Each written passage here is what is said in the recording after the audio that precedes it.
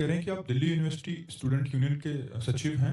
महाराज जी, आपके वचन आज लाखों लोग सुन रहे हैं और आपके वचन सुनकर हमने भी यूनिवर्सिटी में नशा मुक्ति करने का प्रयास कर रहे हैं, जिससे यूथ भजन मार्ग की ओर प्रेरित हो। महाराज जी, आपको बहुत सारे लोग सुनते हैं, हम जैसे युवाओं के लिए आपका कोई मार्गदर्शन? हाँ, हमारी तो मार्गदर्शन खास करके युवाओं के लिए ही है, क्योंकि जो वृद्ध हो गए हैं वो अपनी इंद्रियों की विवशतावश वो सुधरना भी चाहे तो बहुत कठिन है और वो अंतिम पड़ाव की तरफ जा रहे हैं। तो हमारे भारत के भविष्य हैं युवा जन।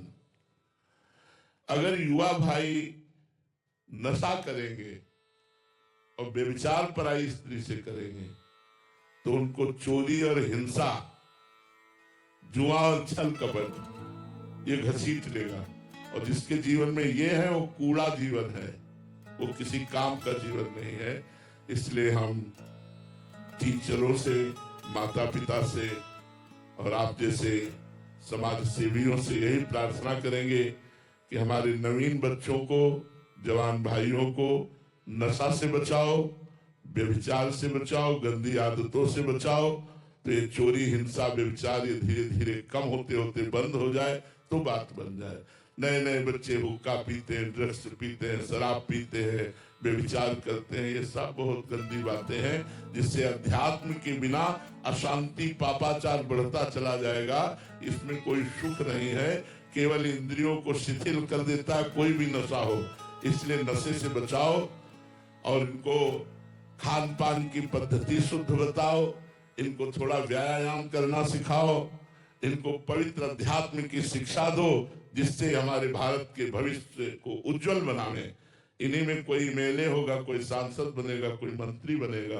और जब ये व्यभिचारी और व्यसनी और घूसखोर होंगे तो हमारे समाज को शोषण करेंगे, पोषण थोड़ी करेंगे। गलत आचरण करने वाला यदि नेता बन जाए तो समाज का शोषण करता है, अगर धर्मात्मा पुरुष नेता है तो समाज का पोषण करता है। इसलिए हमारे भारत के भविष्य नौजवानों को, नवीन बच्चों को नशा से, व्यभिचार से, गंदी बातों से, चोरी हिंसा से बचाया जाए। देखो, जब बच्चे नशेबाज हो गए तो स्कूली बच्चे ही मोटरसाइकिल से जा रहे, माता बहनों की चैन खींच लिया, वो गिर पड़ी, मुंहभरा गिर पड़ी, उनको कोई फर्क नहीं, कोई दया नहीं है कि उसको कष्ट हो रहा है, क्या हो रहा है, चैन खींची, 40-50 हजार रुपए की बेची। ये हालत नौजवानों में बढ़ती चली जा रही। अपनी माँ से लड़ करके मांगते हैं रुपया दीजिए, अगर रुपया न दे तो माँ पर प्रहार कर देते हैं, यहाँ तक कि हत्या कर देते हैं। ये नवीन बच्चे अपने माता पिता को जहाँ भगवान मानना चाहिए वहाँ कठोर वचनों से बात करते हैं, ज्यादा बात करें तो प्रहार कर देते हैं, निष्कासित कर देते हैं। इसलिए जरूरी है हमारी नवीन समाज को सुधारना, और बिना अध्यात्म के समाज का सुधार हो नहीं सकता। नवीन पढ़ाई, आधुनिकता के साथ साथ अध्यात्म अत्यंत आवश्यक है। विजय लता जी, बीकानेर से। राधे राधे महाराज जी। महाराज जी, 4 से 5 दिन मौन रहने के बाद मुंह से मौन तो रहते हैं, पर भीतर से कुछ ना कुछ बहुत तेज चलने लग जाता है। इंद्रियों को अंतर्मुख कैसे करें महाराज जी? नाम जप से, जिह्वा से नाम जप करो, उपांश ऐसे। तो मौन का मतलब है मन का मौन हो जाना, मन का निसंकल्प हो जाना। वाणी का मौन तभी सार्थक है जब नाम जप चल रहा है। अगर नाम जप नहीं चल रहा, प्रपंच का चिंतन चल रहा है, तो नाम कीर्तन करो, वाणी के मौन रहने से कोई लाभ नहीं मिलेगा। अगर आपका अंदर का चिंतन प्रपंच का चल रहा है तो खोलो वाणी और राधा राधा राधा उठाओ मंजीरा और नाम कीर्तन करो। देखो 10 मिनट में मन एकदम शांत होने लगेगा।